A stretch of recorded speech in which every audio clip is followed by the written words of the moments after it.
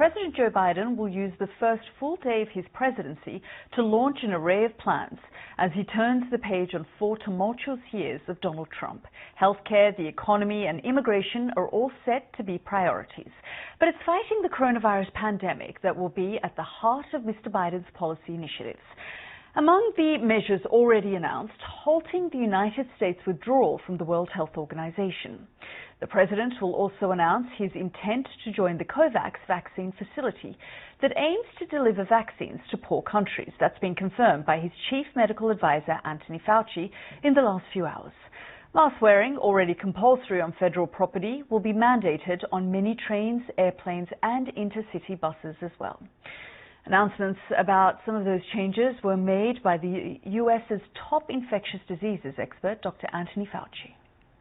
I am honored to announce that the United States will remain a member of the World Health Organization. The United States plans to work multilaterally to respond to and recover from the COVID-19 pandemic. President Biden will issue a directive later today, which will include the intent of the United States to join COVAX and support the ACT Accelerator to advance multilateral efforts for COVID-19 vaccine, therapeutic, and diagnostic distribution, equitable access, and research and development. That was Dr. Anthony Fauci there. Well, our correspondent in Washington, Gary O'Donoghue, has been monitoring events for us and says tackling the pandemic is at the forefront of President Biden's priorities. We're expecting to hear from him in person later on today, setting out some of these measures, possibly signing another 10 or so executive actions, which always looks good, doesn't it? Looks like you're doing something, but he faces a huge challenge. Yesterday was the second largest death toll we've had since the pandemic. More than 4,200 people lost their lives in the United States yesterday. And just to give you some kind of scale of what they're facing here, and this is in their own documentation, they say America has 4% of the world's population. We have 25% of the cases and 20% of the deaths. So there is a problem here in America, not least with vaccine distribution, which they're also saying they're going to have to start from scratch again with. Indeed, a huge problem with 400,000 dead, and that number continuing to rise daily. So, Gary, these executive orders are signed. To just help our audience understand, how do they actually become, I suppose, federalized?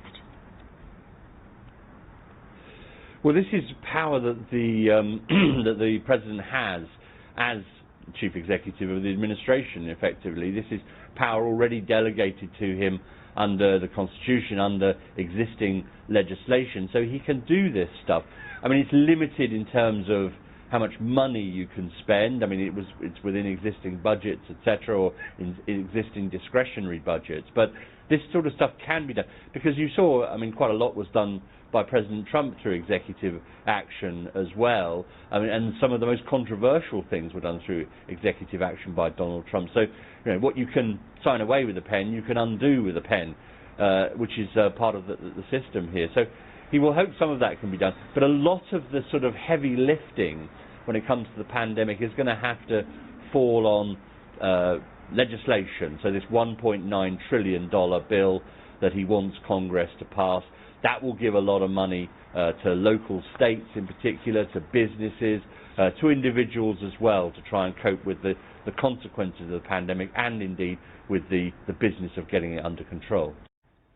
Gary O'Donoghue there. Well, in Europe, the German Chancellor Angela Merkel has welcomed the start of Joe Biden's presidency in the United States, saying she sees a much broader scope for political agreement. In France, President Macron said the inauguration was a significant day for the American people. But our Paris correspondent Hugh Schofield says beyond the initial congratulations, there are tricky issues ahead. Like most European countries, there's an initial reaction which is, of course, overwhelmingly favourable and delighted and relieved that the kind of unpredictability of the last few years is over, and that there's a return, or promises to be a return, to conventional classical multilateralism in which normal people do normal things and hold normal meetings that aren't disrupted in ways that no one can foresee. So that's a massive relief too. But I mean, the second reaction kicks in straight away, and you're hearing this not just here but across Europe, of course, that any attempt to see the situation today as a simple return to the status quo ante and to welcome it or to wish it were so is false as well. Apart from anything else, the relationship with Obama was not all sweetness and light. But on top of that, of course, the world has changed. President Trump may have been reviled over here, but he has done things which some people, the effect of which some people welcome. One of those, in particular, is very important in France, which is the kind of forging of a kind of European sense of unity. It's very easy and handy to have a kind of common, not enemy, but someone, a kind of hate figure, and in Trump, that was what France and Germany had, and the other nations of Europe as well, of course. And that meant that the French agenda for pushing a more sovereign Europe, particularly in the field of defense, was encouraged and advanced.